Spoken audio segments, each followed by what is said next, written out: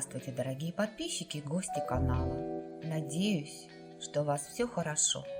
Сегодня хочу поделиться с вами рецептом простого песочного открытого пирога со сливами. Другими словами, галеты со сливами. В сотейник с толстым дном кладу сливу. Слива у меня замороженная, со своего сада. Нужно освобождать морозильную камеру перед новым сезоном. Ее 300 грамм. Она не сладкая, но я хочу в начинке сохранить легкую кислинку, поэтому сахара добавляю 50 грамм. Это примерно 2 столовые ложки. Количество сахара по вкусу. Вы можете в качестве начинки использовать любые фрукты или ягоды по своему вкусу.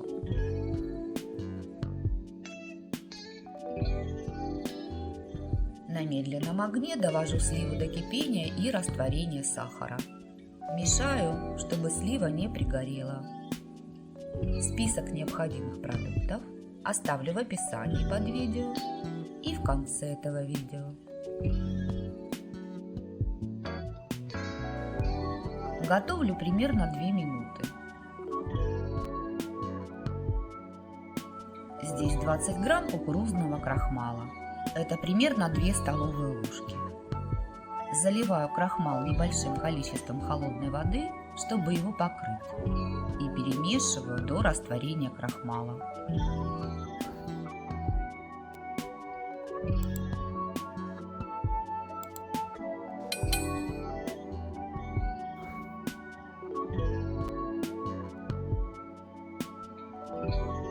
Добавляю крахмал, перемешиваю и готовлю до загустения примерно 1-2 минуты, постоянно помешивая.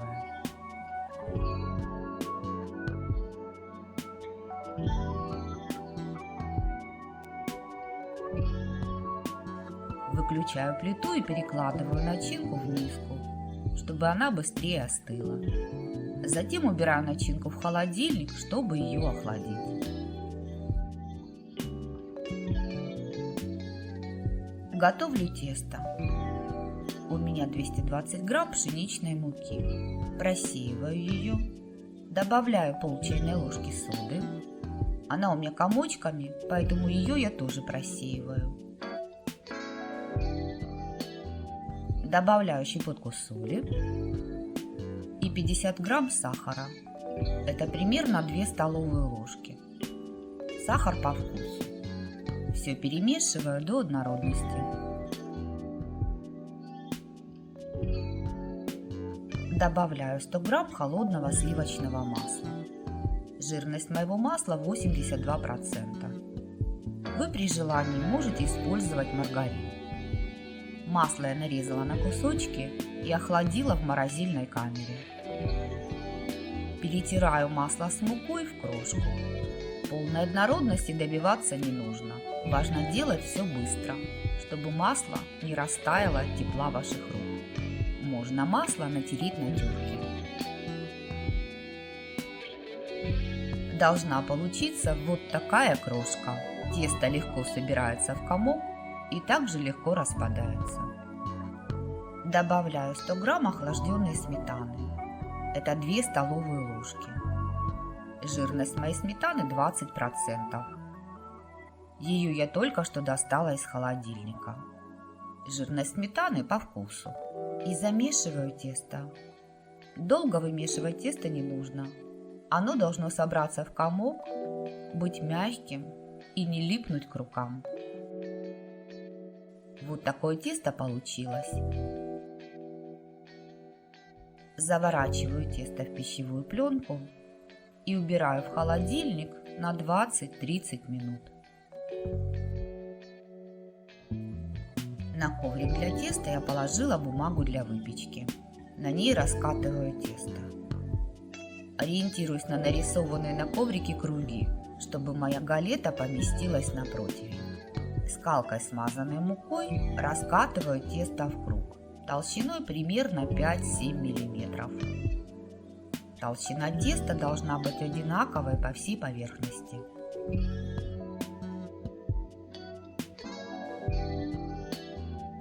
Края теста поправляю рукой.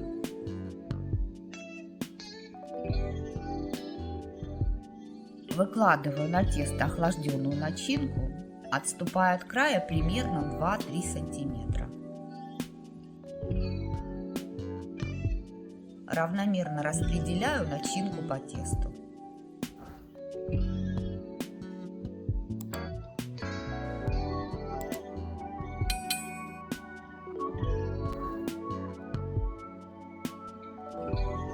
Заворачиваю края теста и скрепляю.